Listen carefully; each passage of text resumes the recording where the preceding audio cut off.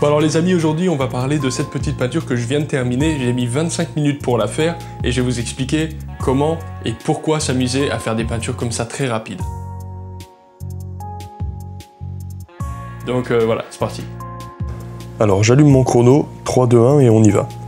Alors bien sûr, faire des peintures comme ça en 20 minutes, c'est pas toujours un projet final qu'on essaie de faire. Il s'agit plutôt d'essayer d'affûter son instinct artistique. C'est un exercice, on est d'accord. Donc en partant de ton imagination ou alors avec une référence, là aujourd'hui moi je vais partir avec une référence photo de la série Viking.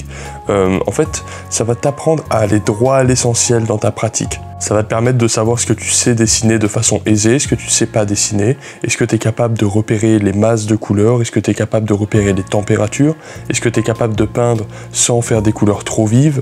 Ça va te donner un petit peu une indication sur où est-ce que tu en es. Parce qu'effectivement, en 20 minutes, on n'a pas le temps de corriger, on n'a pas le temps de refaire des couleurs, on n'a pas le temps de rien. Donc si tu te plantes, tu vas le voir de suite, et c'est pour ça que peindre en 20 minutes, c'est extrêmement formateur.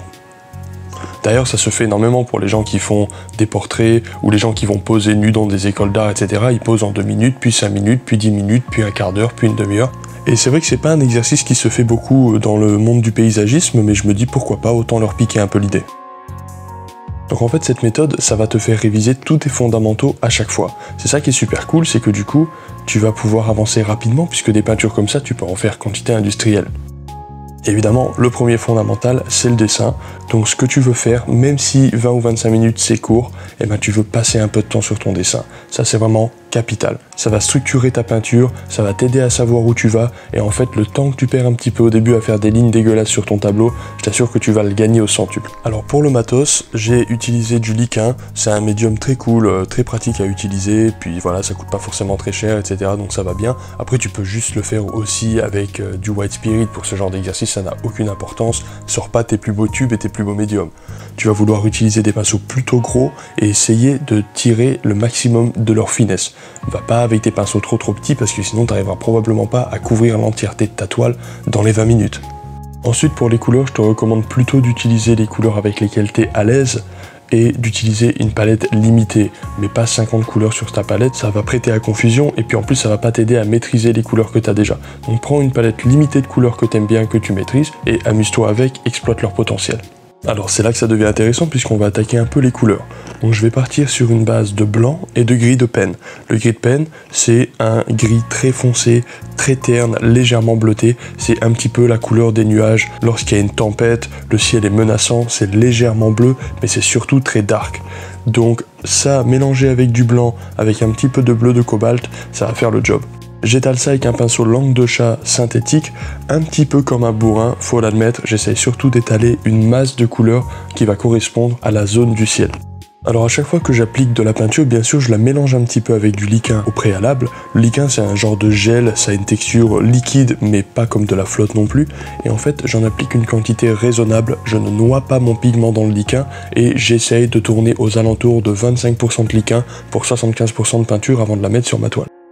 Alors je vais commencer à rajouter un petit peu de chaleur vers la partie basse du ciel et pour ce faire je vais utiliser un tout petit peu de rouge oxyde mélangé avec du blanc. Alors tout se mélange un peu parce que j'ai pas le temps de laver mon pinceau, tout ça est un peu chaotique, mais ce qui compte surtout c'est d'avoir sa valeur correcte et de rajouter un tout petit peu de chaleur à la base, c'est-à-dire en basse altitude en fait, puisque avec les particules qui émanent de la Terre et avec le ciel qui tape dessus, ça nous paraît en général un petit peu plus chaud. Donc en fait on va dire qu'il y a deux techniques communément faites par les peintres, c'est où tu pars de la zone la plus lointaine, c'est ce que je suis en train de faire là en l'occurrence, et tu finis par ton sujet, c'est-à-dire le bateau, ou alors tu pars par les zones les plus foncées d'abord. Donc là aujourd'hui j'ai choisi de passer par la zone la plus lointaine, d'autres jours je serai passé par la zone la plus foncée en premier, ça c'est un petit peu toi qui décides, expérimente les deux. L'avantage de faire des peintures très rapides comme ça, c'est que justement tu as le temps d'expérimenter de nouvelles techniques et de savoir si c'est quelque chose qui te correspond ou pas, tu vois. Là je prends un pinceau doux pour adoucir et au final ça enlève un petit peu le caractère. Donc c'est ça qui est intéressant, c'est aussi ça que je voulais montrer, c'est qu'il y a des moments où même en 25 minutes tu vas pouvoir trop en faire en fait. Et ça veut dire que quand on passe 20 heures, 30 heures, 50 heures sur une peinture, à mon avis on doit passer au moins la moitié du temps à tourner en rond comme des abrutis. C'est pour ça que je fais beaucoup ces petits exercices de 20 minutes et que je recommande vivement à ceux qui aiment la peinture de le faire, parce que ça va nous éviter à terme de tourner en rond, ça va nous rendre fiables.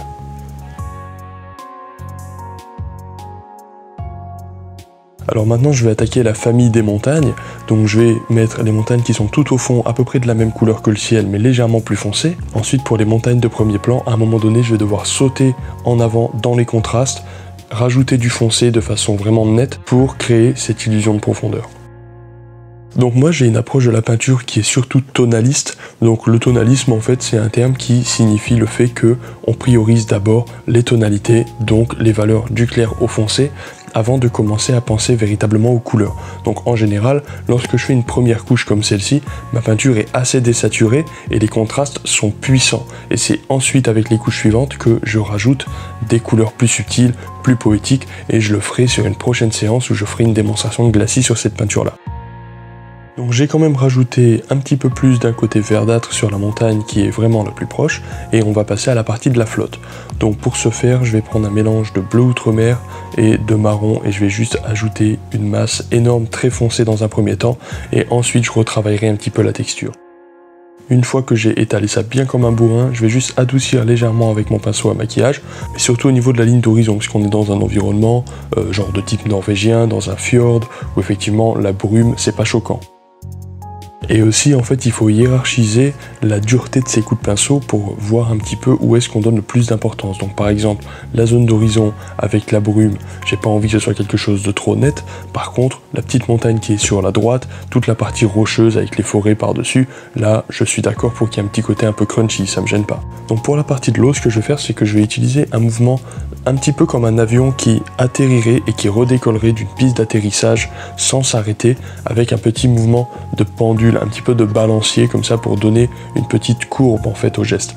Et au fur et à mesure que je me rapproche du point d'observation, c'est-à-dire de nous-mêmes par rapport au paysage qu'on est en train de regarder, je vais faire en sorte d'avoir des mouvements plus amples, de sorte à ce qu'on comprenne que les vagues soient de plus en plus grosses au fur et à mesure qu'elles arrivent vers nous.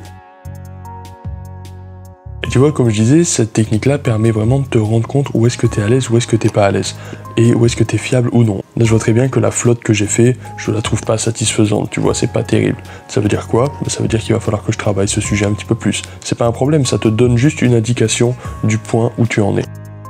Pour la voile, puisque c'est le point focal et puisque en fait c'est comme ça sur l'image que j'ai choisi aussi, hein, c'est pas moi qui crée la composition sur cette peinture, eh bien je vais la faire avec un beau rouge, et je crois que c'est un rouge indien dont je me suis servi, c'est-à-dire un joli rouge bien terne, pas trop vif mais en même temps qui a une vraie puissance et qui a vraiment du corps. Je vais le mélanger avec du noir directement parce que déjà pas le temps de niaiser comme on dit au Canada, et puis parce que tonalement ça va être très efficace, ça va rapprocher considérablement la voile vers le point d'observation. Je vais rajouter un petit peu de blanc à mon mélange et ça tourne pas du tout au rose parce que déjà le rouge que j'ai appliqué c'est un rouge assez désaturé, en plus il y a du noir dedans, donc en fait ça vire à une version de cette couleur qui est un petit peu plus terne, un peu plus désaturée et un peu plus claire. Et je vais faire comme ça des genres de bandes pour donner l'impression que le tissu est un petit peu travaillé, que ce soit pas juste une nappe rouge comme ça posée n'importe où. En fait, à ce stade de la peinture, si tu veux, les dés sont déjà lancés, puisque la base de l'exercice, c'est d'arriver à comprendre où est-ce qu'on place nos masses. Ça veut dire que moi, là, j'ai déjà peint pendant 20 minutes, il me reste plus que 5 minutes. Si j'avais fait n'importe quoi, ça serait évidemment déjà trop tard. Donc en fait, là, je vais bosser un petit peu sur le bateau, mais encore une fois, le but, c'est de s'entraîner à réussir à saisir l'atmosphère, l'ambiance, et ensuite à techniquement réussir à placer les bonnes valeurs au bon endroit, puis les bonnes températures au bon endroit. C'est ça l'essence de l'exercice. Je ferai une autre vidéo où je ferai même des choses peut-être encore plus rapides, avec des petites fenêtres où je pourrais passer peut-être 5 minutes, peut-être 10 minutes sur chacune des peintures, et ça aussi c'est pareil, ça développe ton instinct. Alors là, je suis en train de peindre la partie du bateau qui est frappée par la lumière. Et ce qui est un petit peu bizarre dans un premier temps, c'est que je vais faire une couleur super foncée, mais parce que en fait, si je faisais une couleur trop claire pour ensuite appliquer mes foncés, j'aurais de fortes chances d'avoir quelque chose de laiteux. Alors que là, en partant d'une base riche et foncée, lorsque je vais repasser par-dessus une couleur plus claire, ça va se marier de façon plus agréable, je pense. J'aurais aimé avoir plus de temps la prochaine fois, je prendrais un pinceau beaucoup plus gros pour faire le fond et ensuite je pourrais me focaliser beaucoup plus sur le premier plan. Mais tu vois, je prends quand même un petit peu le temps de faire une petite tête en haut du dracard, un petit peu comme s'il y avait un dragon sculpté ou un truc comme ça. Alors c'est sûr que je commence à être un peu chaud sur le timing, mais ça vaut le coup d'avoir au moins un endroit où il y a un tout petit peu de détail sur lequel on peut accrocher un petit peu son regard et se dire « Ah ok, il y a quelque chose qui a l'air à peu près fini quand même ». Tu vois là j'ai quasiment plus de temps et je suis un peu en pression à ce moment-là pour réussir à finir mon bateau et à mettre les quelques petits détails que j'ai envie d'avoir et je me rends compte que j'ai un petit peu mal organisé mon temps. J'ai passé trop de temps sur le ciel, trop de temps sur la montagne de fond. On se rend compte maintenant que si j'avais passé 2 minutes sur le ciel au lieu de 6, ça aurait été suffisant. Donc la prochaine fois ce que je ferai c'est au lieu d'utiliser un pinceau relativement petit et assez doux, j'utiliserai un pinceau beaucoup plus gros mais en poil probablement naturel de sorte à ce que ça me donne plein de petites variations aléatoires que je vais pouvoir utiliser à mon avantage. Alors il me reste plus qu'une minute pour redétailler un tout petit peu mon bateau et rajouter des gens dedans, et de sorte à faire ça, je vais simplement rajouter des patchs de couleurs avec une certaine variété et différentes formes pour qu'on ait l'impression qu'il se passe des choses, mais à aucun moment je dessine véritablement une personne. Je fais des choses qui illustrent des corps plutôt. Il n'y a pas de dessin de personne individuelle. Et donc tu vois, la mission est à moitié remplie puisque j'ai quand même réussi à en faire trop en rajoutant un petit peu de lumière sur la partie ombrée de mon bateau, ce qui est clairement une erreur de geste en fait lorsque j'ai fait cette partie lumineuse. Et aussi on peut voir que la balance des foncés et des clairs n'est pas véritablement celle qu'il y a sur la photo. Ça veut dire que mon œil a encore besoin d'entraînement, ça veut dire qu'il y a encore des choses à apprendre et c'est ça qui est cool aussi. Écoute, j'espère que ça t'a plu et puis à la prochaine, merci.